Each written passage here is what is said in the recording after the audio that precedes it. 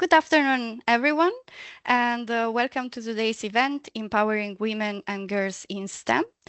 We wanted to organize this event as part of SLE's project because we believe that STEAM learning ecologies are particularly fit to promote girls' and boys' interest and motivation towards STEM. And today with us, we have a very packed agenda, and we have three main aims. The first one is to take stock of the current state of the art on the gender gap in STEAM education. And with us, we will have Katalin Oborni, streaming project coordinator, among other things. I will introduce her better in a minute.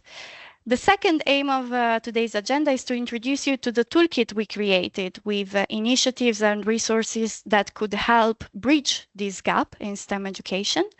And the final aim is to make everything a bit more concrete by having experts and project managers who have been involved directly in initiatives that promote girls' inclusion in STEM. So we will hear about their experience, we'll get their tips and their suggestions on how to do that more concretely. Let me give you a little bit of context into what a STEAM learning ecology is. So in a STEAM learning ecologies, learning are at the center. And they are at the center tasked with, let's say, finding a solution to a problem that requires integrated STEM to be solved. And this problem is usually rooted in the community. And because this problem is rooted in the community, members of the community, they come together and they form partnerships to offer students science learning opportunities that can provide the solution to this problem. So who are these members? They can be informal education providers such as libraries and museums. They can be government agencies, industry, NGOs, and formal education providers such as universities. So everyone who is part of the community can be part of these partnerships. Now, we talk about ecologies because these partnerships allow every member of the community to exchange knowledge, resources, and insights, and to learn from each other. So if you look at the dotted lines, they don't just connect the learner to the museum or to the industry, they connect also the industry to the museum. And this is because, or to the formal education providers, and this is because there is a constant flow and exchange. And it's specifically this ecology aspect that can create the conditions for SLEs to bridge the gender gap in STEM. But before we talk about this, I would like us to delve more into what is the current situation of the gender gap in STEM. And to do that, I would like to invite Katalin Oborni to walk us through the state of the art. Now, Katalin Oborni is a senior project manager at the HÉTFA Research Institute. She holds a PhD in sociology and she specialized in gender studies and has conducted research, worked on gender equality plans and impactful training programs to foster gender inclusive educational environments. So, Katalin, welcome, and the floor is yours. Okay. Thank you very much, and thank you for the introduction, and thank you for inviting us. I just realized that this title, The State of Art and the Gender Gap in STEAM, it aims a bit too high, but hopefully I will be able to enlighten a few points of view on why it is important to include gender as a perspective, as a dimension in STEAM education. So allow me to start with introducing the project. So I am representing the Stream It project, which is a similar project. We have this particular focus that we would like to promote the STEAM methodology with a focus on gender inclusivity, so gender perspective, how gender can be included as a dimension in teaching. We are quite, let's say, enormous partnership. We have 21 partners from all over Europe, with heavily concentrated on the Central Eastern European region. And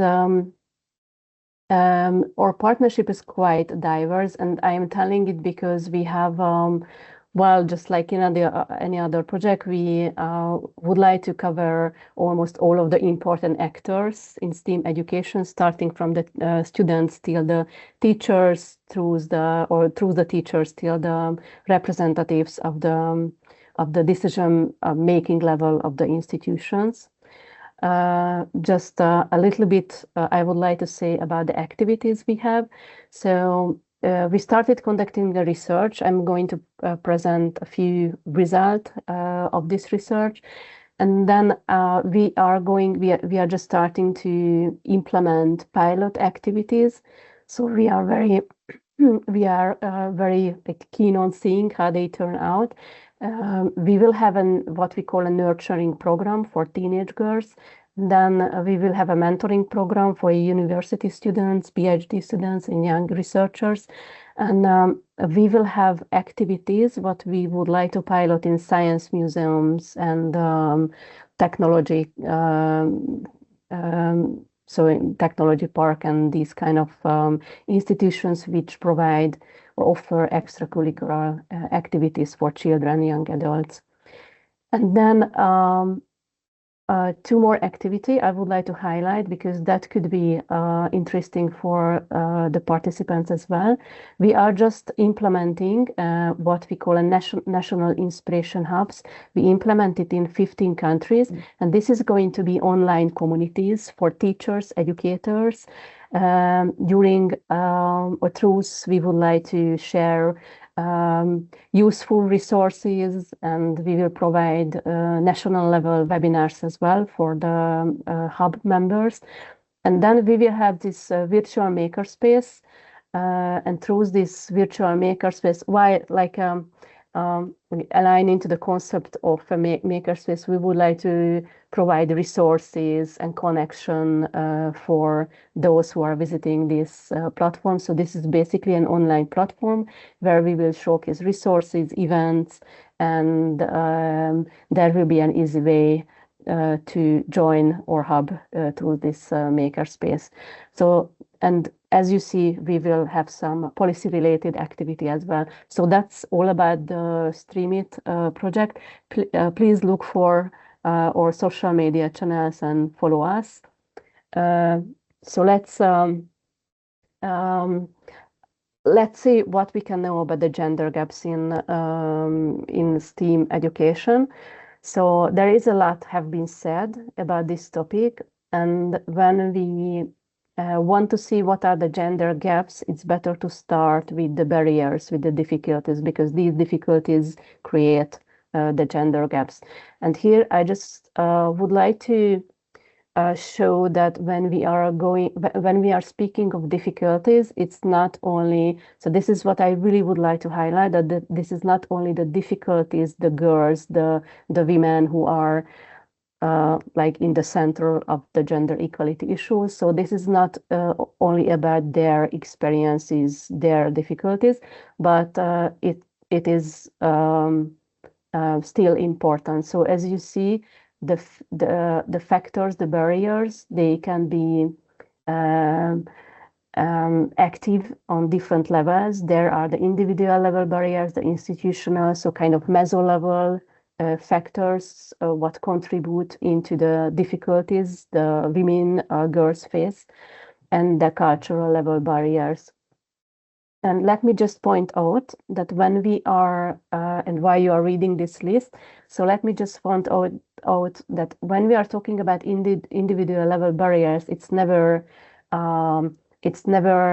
enough to see that so the discussion is never really about that girls have less, I don't know, skills for studying a STEM subject. It's more talking about that they have performance anxiety. So it's okay if we see that what are the numbers for the performance level of subject for boys and girls, and to compare this data.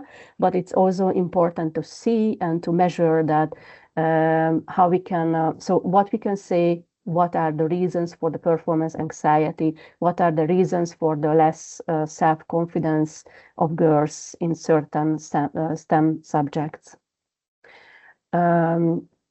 So as you could see, there are lots of factors which contribute to the barriers, which causes different situation, different opportunities for girls and boys. And what we still see that although the number of girls are increasing, let's say, for instance, in the number of enrolling into tertiary education, but still they are facing lots of difficulties and barriers. And here I just listed some of them, which is connected with educational activities. So, for instance, it is really well known, and the researchers write a lot about it, that the girls, young women have lower self-esteem, lower self-confidence in STEAM subjects compared to boys, and it is also seen that it is this difference starting to be very visible when the girls enter into high school level education. And for instance, the internalized gender stereotypes, it's again another significant reason which create differences in career aspirations. Then there are lots of invisible discrimination the women face on workplaces, and for instance, the limited visibility of women in STEM profession. This is again something like a cause which create a gender gap in STEM education. But thankfully, to the more and more Nobel Prize, women Nobel Prize women do against this cause as well. And as you see at the end of the list, there are always the stereotypes or the social expectation that often reinforce the expectation of where women belongs to on workplaces or in the private domains. That was really just a very quick introduction, really just to highlight that there are different level factors coming from individual preferences to the institutional system level barriers. And hopefully I still have a few time, so I would like to share a few things about our research results. So we conducted the research during the spring and the summer. We conducted interviews with experts containing teachers, professionals, representatives of institutions, so for instance, decans and head of departments from universities, all interviewees involved in STEM education from 14 countries. And here are some of our preliminary results. So what we asked the interviewees, so we asked them what are their perception of the gender equality in STEM education, their opinion of this issue, if it's important, and their perception of what they are experiencing, what they see, what they perceive of the gender equality issues at their institutions and in overall in STEM education. So what we have seen is that the gender equality as an issue, so like a question if we have to dedicate support for girls to enter into tertiary education. So what we have seen that in general, it was not considered as an urgent need or an urgent issue. So to put it simply, it's not a central point in the life of the universities. They have more other problems to solve, which come first. But it was also agreed that, yes, it's an important issue. It's something that has to be dealt with, but not, let's say, not for human rights reasons, but more for the shortage of employees and, of course, for the cause of diversity. We also asked them what they see, where are the obstacles, where are the problems, if in case they agree that it's more difficult to girls to enter into higher education for whatever reason. While it was quite clear that they didn't mention that it's the capability of girls which make it difficult for them to enter the universities, but so the major gaps coming from outside of the higher educational institutions. When we see the problems before the time of entering the university, it's come from the societal based stereotypes and the norms. For instance, what is coming from the parents? So what is a good profession for my children? So they are like orienting the girls in this way or in that way, and what is coming from the teachers. If the girls receive enough motivation, if they meet with role models, if they are taken to extra school activities. So stereotypes, norms, activities before the higher education institutions, I mean, before the time of entering university. And they also see problems what comes after leaving the university, which was really connected. But here I have to say that in this case, or for this question, we were mainly talking about the researchers, so the young researchers. So their problem, like what is the ultimate problem? But I'm sure it's not only, it's just I am interpreting what we have seen. So it's the work-life balance, and especially the timing of having the first child, which really like impact when to start the PhD, when to, you know, submit the PhD thesis.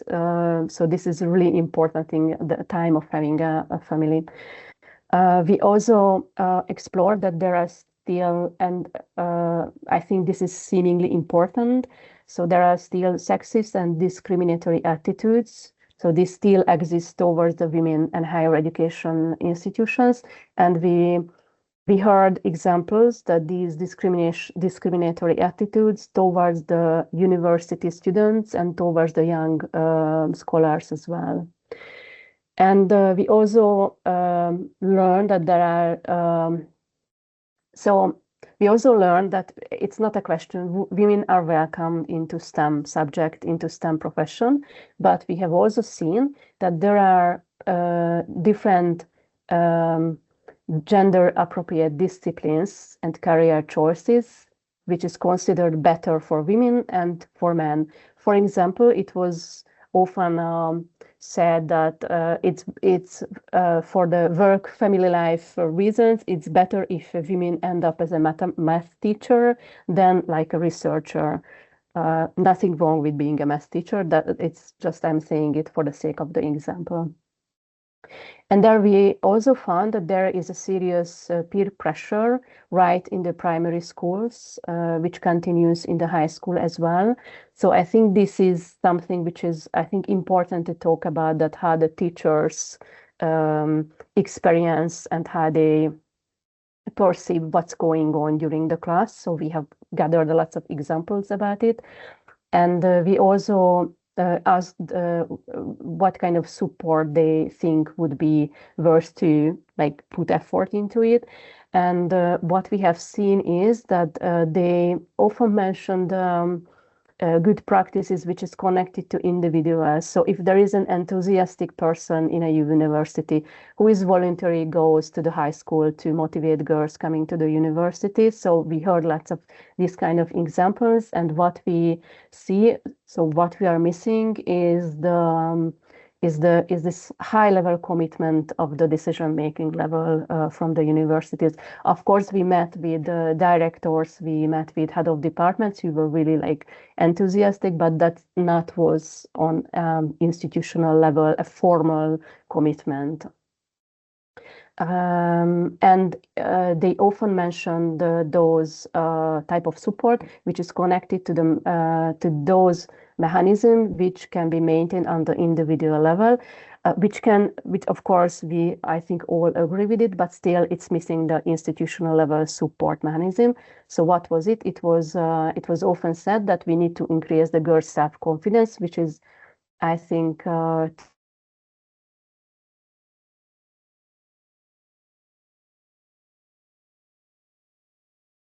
I think we've lost I think Katalin. you lost me. Can you hear me now? I am here with Yes, you. yes, Okay, yes, so Katalin. I'm just wrapping up what I would like to say. So um, what was really recommended, increasing the girls' self-confidence and providing training for secondary school teachers so they could become more gender sensitive or gender aware. And I would like to closing with this important message of our project that we think it's what we need is a whole school approach or to tackle all the levels of the whole system. So we are really happy to present our results in a project which is thinking of the ecosystem of the STEAM education. So thank you for your attention. I think that was all from me, but I am open for questions. Thank you, Katalin. Thank you very much. I really like the message of a whole school approach and involving everyone and at every step of the educational level. So not only thinking about the last step, university, and then the work, but also primary school, secondary school, they're also important. There is a question in the chat. Somebody asked if it's possible to get a report of the research results that you shared with us. It will be possible. The research report is not published officially yet, but we will have a research report, and we are open to go to visit conference. So we have the intention to go to conferences, and we invite invitations. So we open for invitation if someone would like to work with us. Okay. In the meanwhile, you can find the StreamIt project link in this slide, and you can also scan the QR code to follow their development. I said before that we want to get a bit more practical.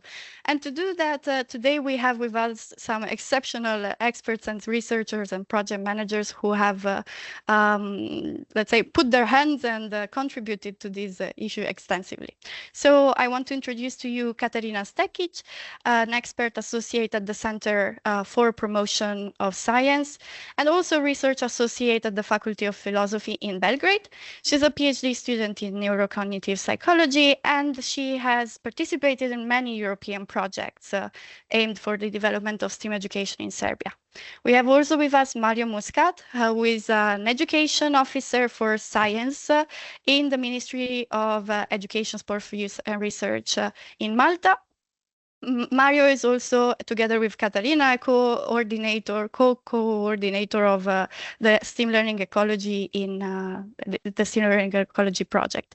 And finally, we have Dr. Letizia Jaccheri, a professor at the Department of Computer Science of the Norwegian University in Science. Letizia has won multiple prizes on gender equality for her work to attract and retain women to computer science.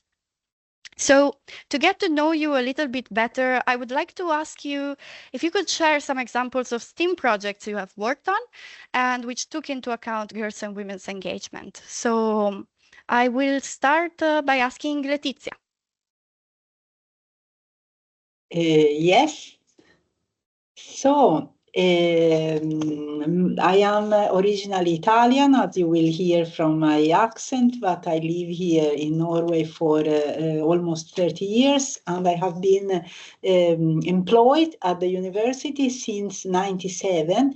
And it's very interesting for my story that when I was employed, this ADA project started, and it's an initiative that is still ongoing, an initiative that started here in Norway when the percentage of female students at the university was 6%, and now we can proudly say that we have almost 40% female students in ICT at our university. So I grew up with this other project, all the success and all the mistakes we did that I'm going to share a bit during the time that I have now. And here there is a long list of all other projects that I have been involved in. I used to say not because I am very clever, but because I worked for many years.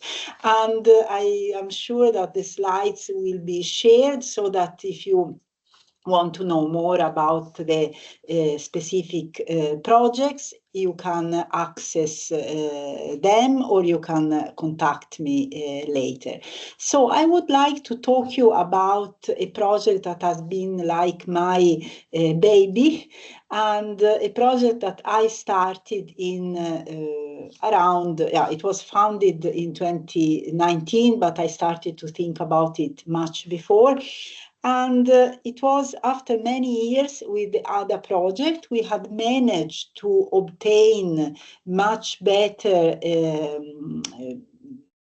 balance among the students, but we observed that concerning the professors, the university professors, in Norway, that is the country of gender equality, only 13% of the professors were female.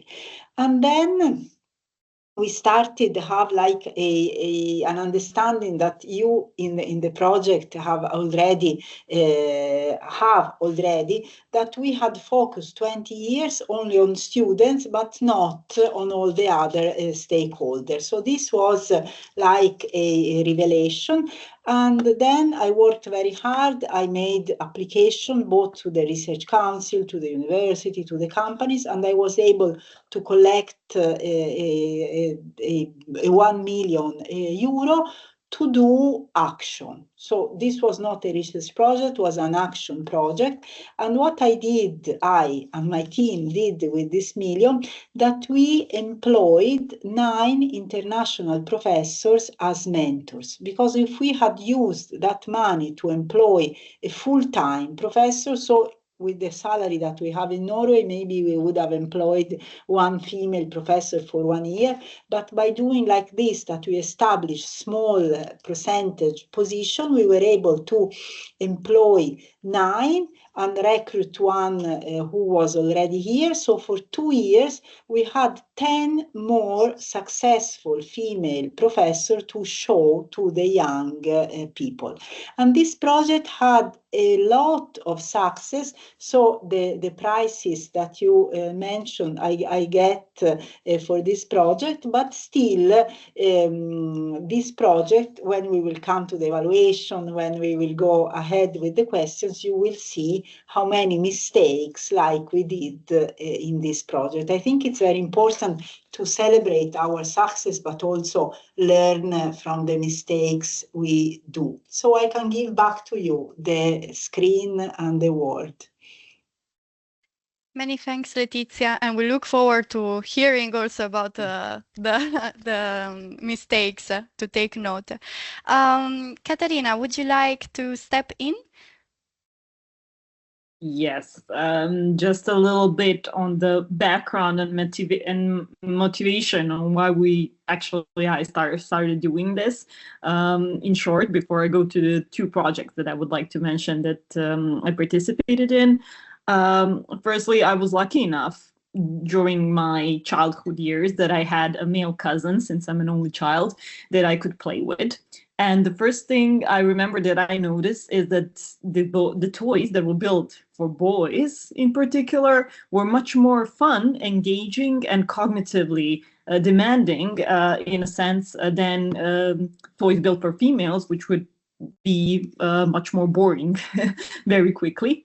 But also through elementary school, although I didn't see any kind of gender discrimination or gender stereotypes growing up, in elementary school, I experienced a kind of bullying based on peer pressure that I was engaging in male activities that I should be more engaging into more female activities. And that was the first time I saw this peer pressure dimension that Katalin also mentioned that is very important, but this for me was weird. I didn't understand it at that point. Why would this be important for anyone? It was not until my university years that I realized how important this actually is when I enrolled in psychology, which on my bachelor's level was 90% female students. when you get to the top of the university on a professor's level, there are more than 50% of males.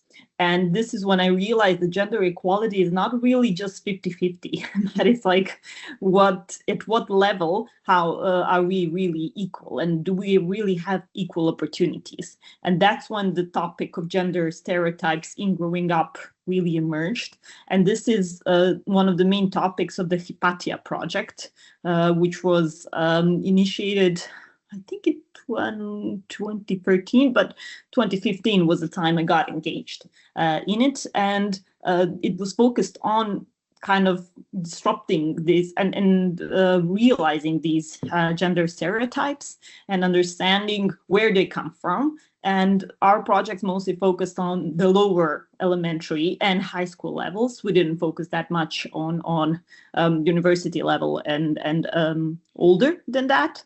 But what were the parts of this project mainly were that we held workshops within schools for girls in particular. So we were kind of peer educators. We were just a little bit older than them. At that point, we were students.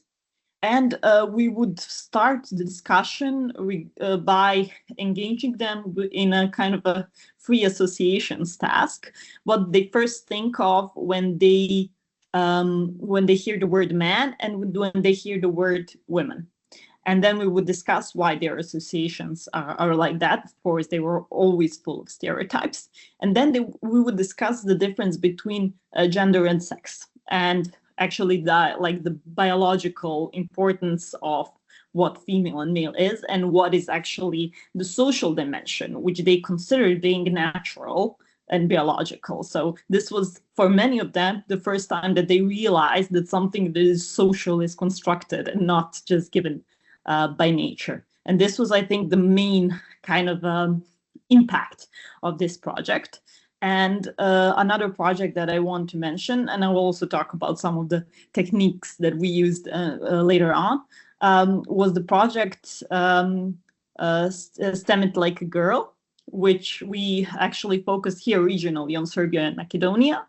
And this study was mainly focused around research. So we did a study with around 500 girls from Macedonia and Serbia.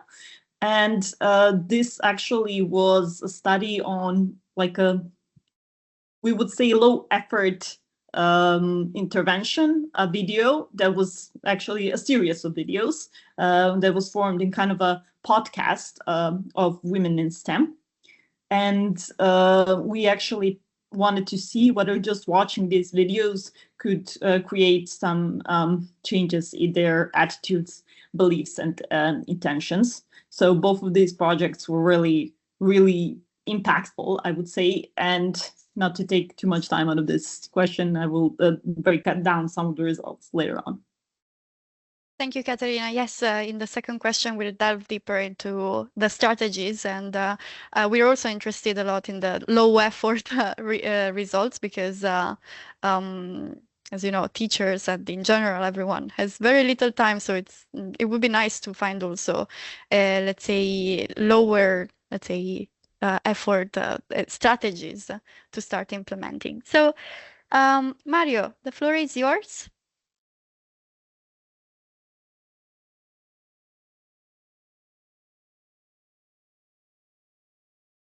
Mario, we cannot hear you. Okay. Yes. Thanks, you. Thanks, Joanna, for the introduction. And basically, we are all aware of the challenges concerning the decreasing number of young people choosing STEM. And I'm talking about both boys and girls. And some years ago, I must say around 10, 15 years ago, we were quite, this was the situation in our case in Malta. So to counteract the situation, basically we have embarked on a number of STEM popularization events to all students, both boys and girls.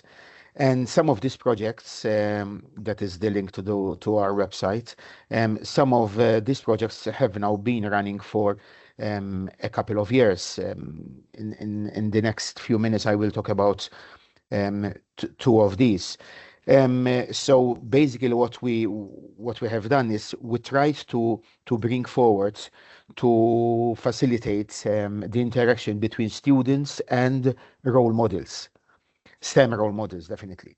And the first project, which has now been running for 10 years from 2015, is the Teen Science Cafe. We have a number of variations of this project. And in this project, STEM professionals meet our students in a very informal way. So they talk about their subject choices, their studies, their STEM careers, and students ask lots of questions.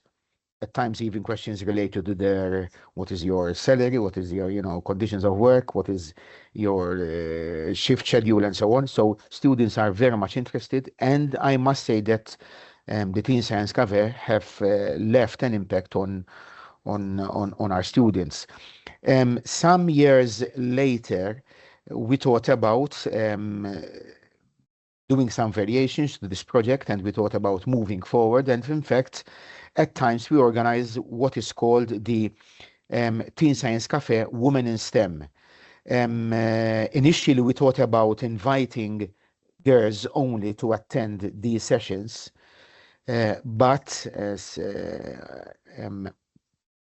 as we can say, there are many logistical issues when you we have to keep in mind that most of our schools are co-ed, so we have boys and girls together. So doing a project with girls only, that creates a logistical issue.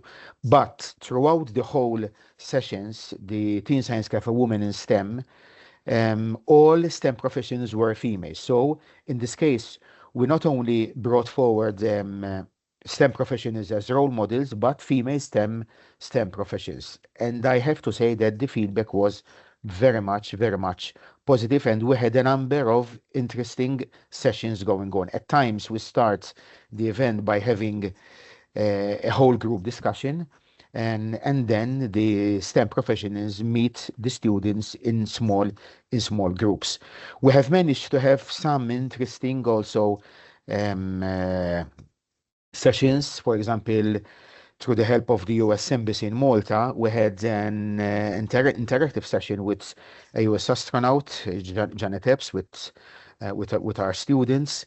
And I have to say, once again, through the US Embassy in Malta, two of my colleagues, Penelope Fitzgerald and Mariella Garia, have also participated in a 3-week project in the US, which is part of the International Visitors Leadership Program to promote STEM with female students. So I think it was a whole team approach, which I have to say it's leaving positive results. Just a couple of words related to this project. Another project is the Tween for STEAM. This is the second year of this project. Initially, it was part of the pilot STEAM Learning Ecology project by the name of Girls for STEM. And in the first year, we had around 60 girls, year 7 girls. Year 7 is the first year of secondary education in Malta. So we had around 60 girls during the last week of August. So this was a summer camp, and they participated in a number of STEAM workshops on the university campus. This year, we have decided to change, to do some changes, and now this is called the Tween for STEAM. So we're having boys and girls, once again, year 7, interacting in a number of STEAM activities. This was the result of the evaluation we did last year of our pilot assembly, and now the Tween for STEAM was one of our STEAM Learning Ecology project in Malta. So I have to say that definitely these two projects, amongst the various others, are leaving a positive impact with our students, especially with our female students. Thank you, Mario. And now let's move. Now that you have presented your projects, let's move more to what you consider to have been the strategies that worked particularly well, and if there were any essential conditions that you think were necessary to ensure the success of your projects. And I will start from asking Letizia. In the meanwhile, if there are any questions in the chat, we will ask them at the end of the session. Hi again. So to be short and sharp, I will bring 3 examples. The other project, the one that we deal with students' attraction and retention, I think the essential condition is the leadership involvement from rector to even Minister of Digitalization in the country. So it's really a project that is grounded in the political and leadership level. For the EDUN, the project for the professors, I think what worked very well that we had funds and we had then possibilities to do the actions that we thought were important. And for the EUGAIN, that from the first time, being EUGAIN a cost action, and a cost action is a research intensive activity, we were doing research all the time. We were addressing the problem as a researcher.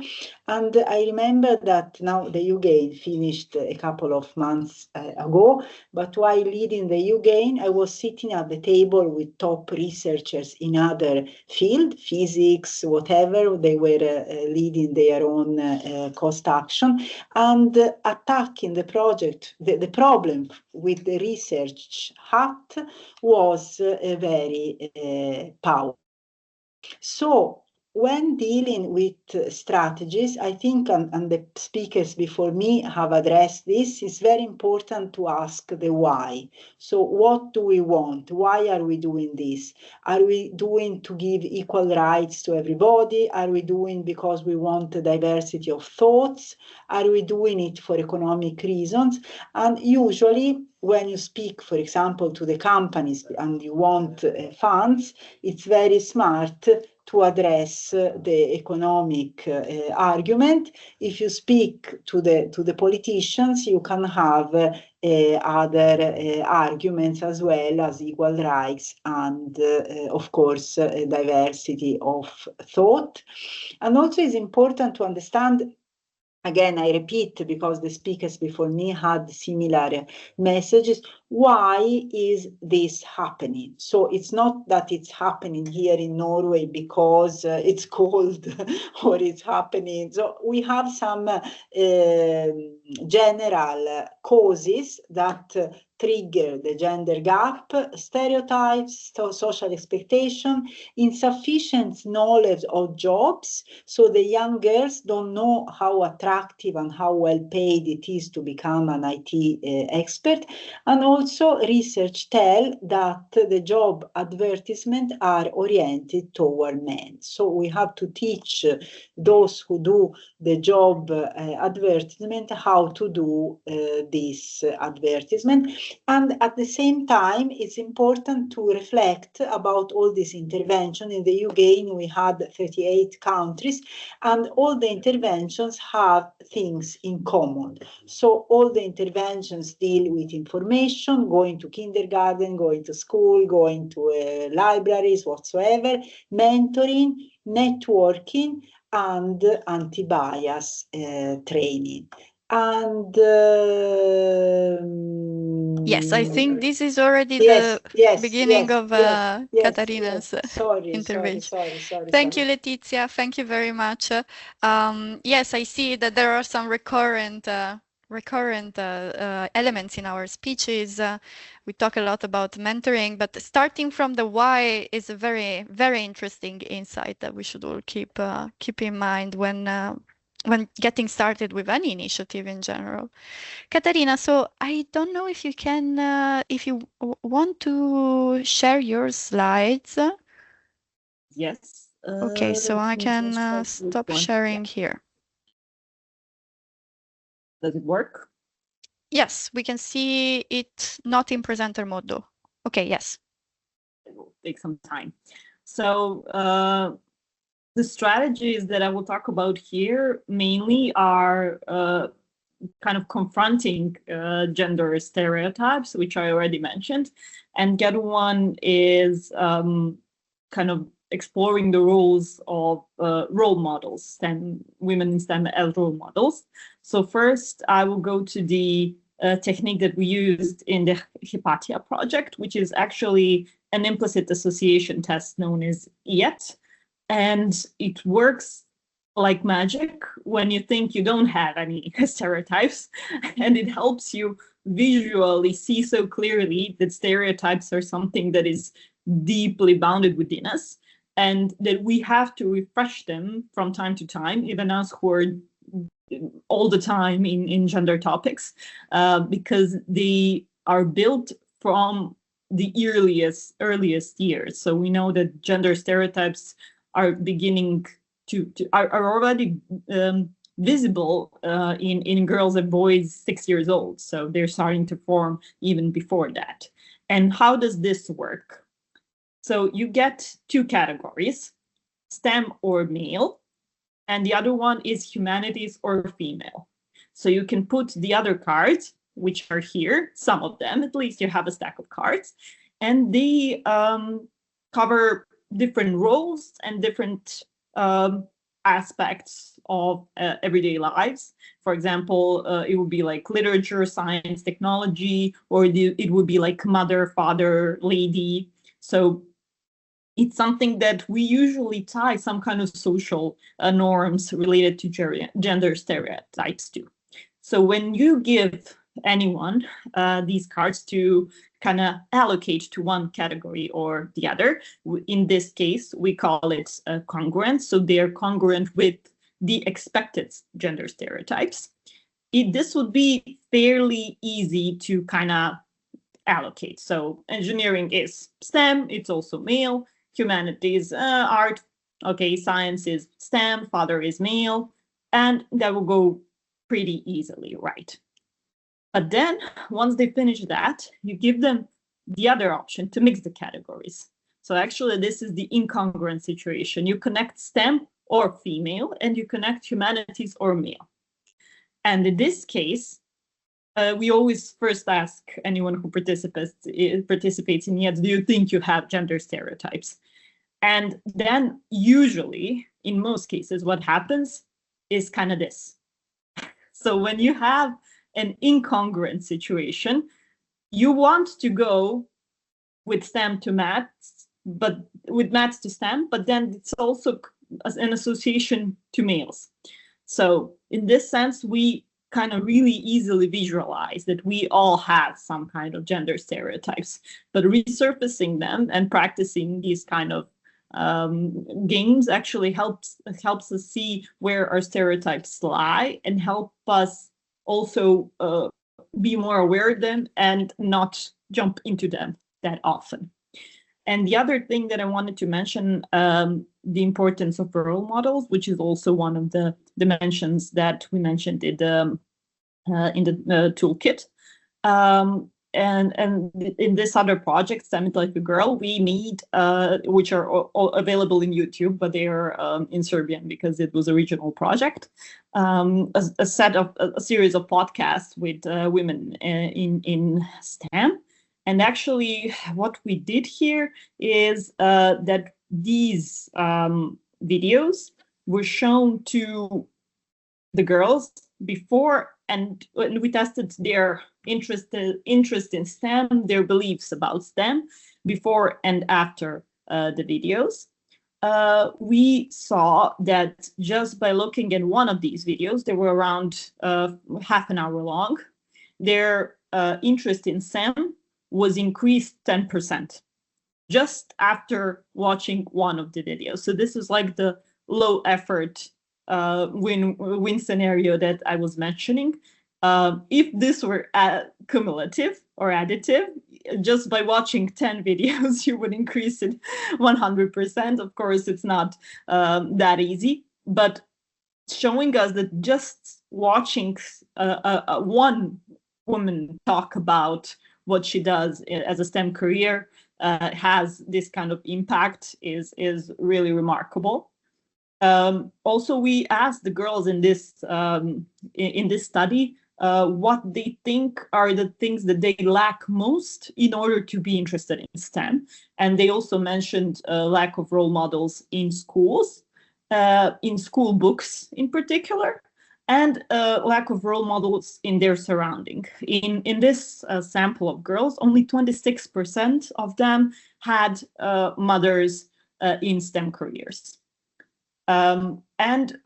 We also tested some dimensions of the theory of planned behavior. So first one was attitudes that I mentioned. The other one is intentions towards embarking on a STEM journey or a STEM career. The third one was self-efficacy. And the last one was their perceived social support in their surrounding.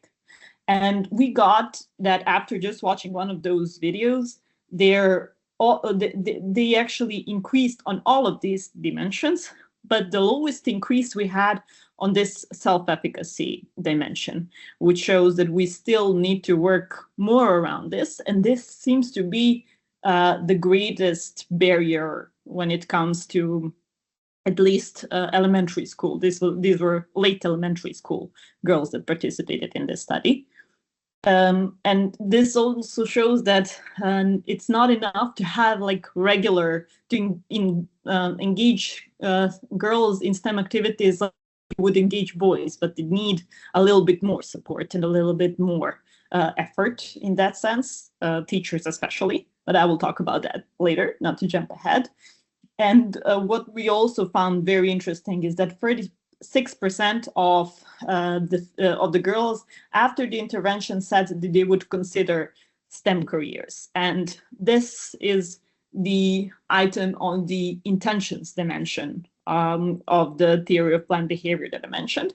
And this intention dimension actually is what best predicts what they will later do in life. So for us, this is kind of a best predictor that even just watching one of the videos can increase the probability of them advancing into STEM careers later on. I will end it here for you now. Thank you, Katarina. Very clear and straightforward, and really interesting insights on your post, let's say, video delivery results. Mario, the floor is yours. You can share the slide. Yes, please.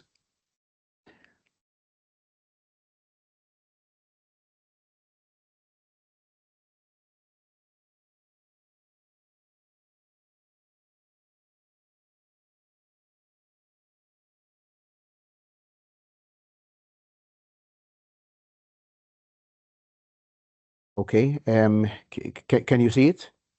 Yes. Okay. We don't see it in presenter. Okay. Yes. Okay. Now. So just the second question. So I think one of the most important strategies to identify your point of departure. What do we need? What are we after? So basically, first of all, we are assuming, and that is a very big assumption. We are assuming that students are having good science lessons. That has to be the point of departure, I think, of any form of improvement in STEM. So by saying good STEM lessons, good science lessons, and other STEM subjects, we are referring to support which we give to teachers, the training which we offer to teachers, and teachers look for training themselves, and producing good programs, syllabi, which definitely will have an impact on STEM lessons. Secondly, it has to be a whole school approach, a whole system approach, not just one project, one initiative, and that's it.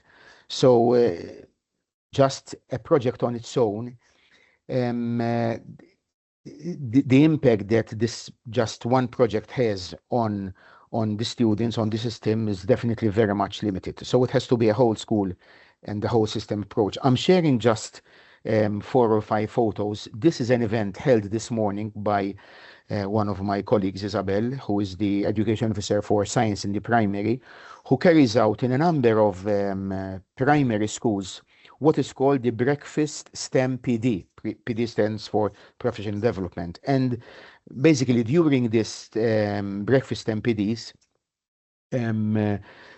teachers and mainly parents are invited to share some time together in the morning. They tackle a topic. For example, this morning they had the topic related to light and shadows.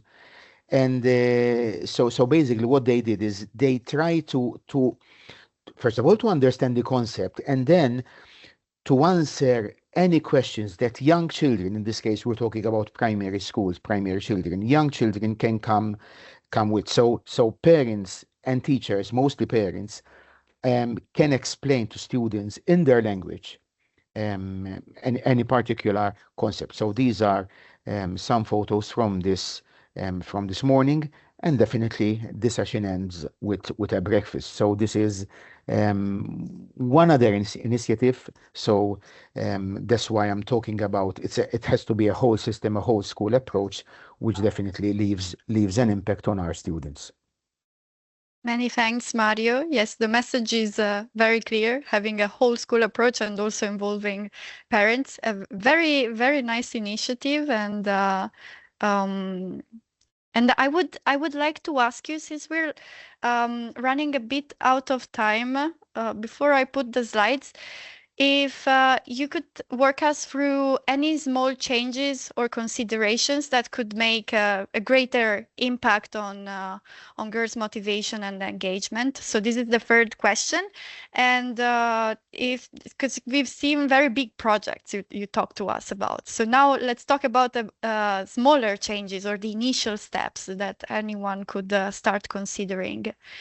And at the same time, if you could also walk us through the obstacles and challenges that one may encounter when implementing such programs as the ones you mentioned. So we'll combine the 2 questions. Okay, thanks, Joanna. When it comes to small changes, or perhaps not so small changes, but I think it has to be a combination of a change has to be a combination of a bottom-up approach, in the sense that we have to facilitate teachers who take initiatives within their classes, within their schools, and definitely that is very important. So definitely this gives more ownership to teachers and students when it comes to projects. Secondly, we have to make room for initiatives having a top-down approach. So initiatives and training opportunities, which definitely they have to come through the management and from the administration side. In our case, the last year or two, we have now a directorate which is completely focused on STEM and VET. In fact, the name of our new directorate is called Directorate for STEM and VET programs, which definitely will help to have a more collaborative and focused initiatives together, because now the director is fully focused on STEM and VET. Now, your last question, obstacles and so on, mainly it's logistical issues. Nowadays, schools, not only in Malta, I think in all countries, are definitely much more complicated, so to say. Many initiatives, many subjects are going on at the same time, many activities are going on. So when it comes to organizing an activity, definitely the logistical issues at times are worrying. Secondly, I think we are suffering from our own success, because the number of students, let's say in secondary education, and the number of students choosing STEM subjects is on the increase, and that definitely you need more teachers to teach STEM subjects. As we all know, in most countries, we have an issue with recruiting teachers, especially let's say STEM teachers, and definitely the system is stretching our teachers beyond at times beyond their limits. And that makes some teachers at times reluctant, to take over new initiatives, new project, if they see that project, then that initiative as over and above their teaching load, their subject content, and so on. So I think most obstacles come with logistical issues, time, and so on. Thank you, Mario. Thank you very much. Katarina? Yes, I have some slides now as well that I will show while I'm talking, to be aware of time. So some of the activities that we think are kind of the small changes you can make, and what we've learned from previous experience is that it's much more difficult to engage girls in STEM in a way that they consider is not for girls, but is a boys thing. But girlifying the STEM activities is what really makes it fun for them, and what makes it easier for them to engage.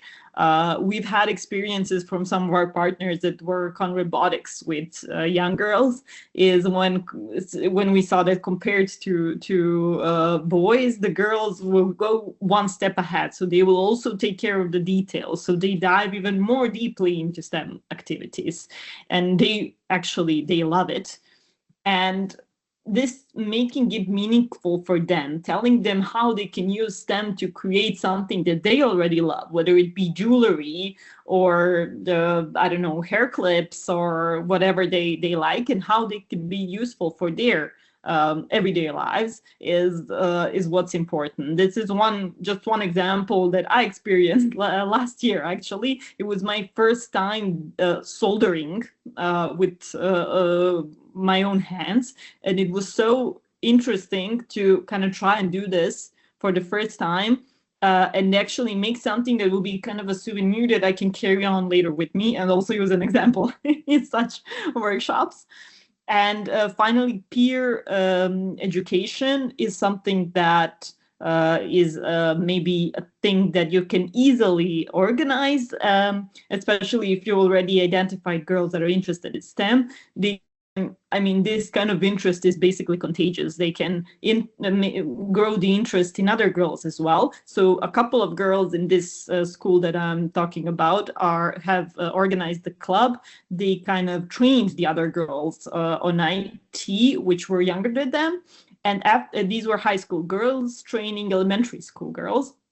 And actually, after the training, a lot of these girls, there were only like 6 or 7 of them in the program, I think. So almost all of them who went through the program enrolled in this IT high school education later on. So we can see that this has also great potential. But the obstacles that we encountered as well in this sense is that teachers, although they can be really helpful in bridging this gap and helping girls become more interested in STEM, they can also be they can also cause a lot of blockages, especially if they think that they're doing everything right.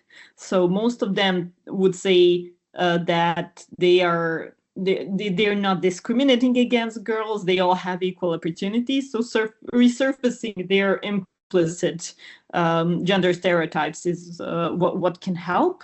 Women in STEM themselves can sometimes have counterproductive messages in this sense, because some of them might have not experienced these barriers and obstacles in their career path and journey. They think that no other women will experience these obstacles. So also helping them see how other women have maybe these obstacles and how they can be role models to them is also great. And we also noticed that female empowerment events, there are not that many men. Usually they consider this to be a female topic. And when men come to these events, they're actually the ones who kind of pick up the most from them, because it is the first time that they see things from a female perspective. So engaging more men in these events is also one of the obstacles that we're still trying to kind of overcome. Many thanks, Katarina. Very interesting insights. I will very fastly upload the presentation for Letizia.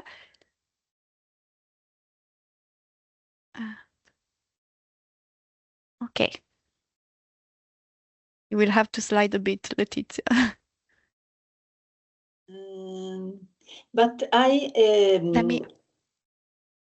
So I can move to the slide. Okay.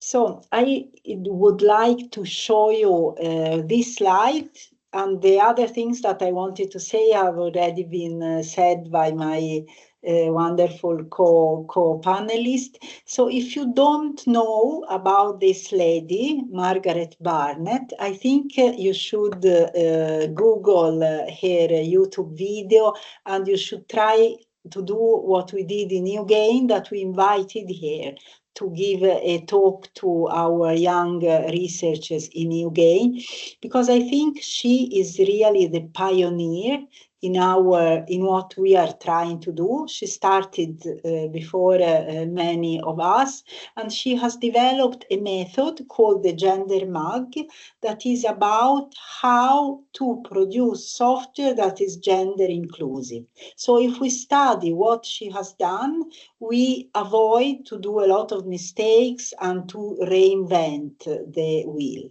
So this is my suggestion for those of you who don't know her work. She is also a CM distinguished speaker, so if you invite her, the ACM will, if she has time, because it's she's very busy, the ACM will also contribute to the expenses for inviting her.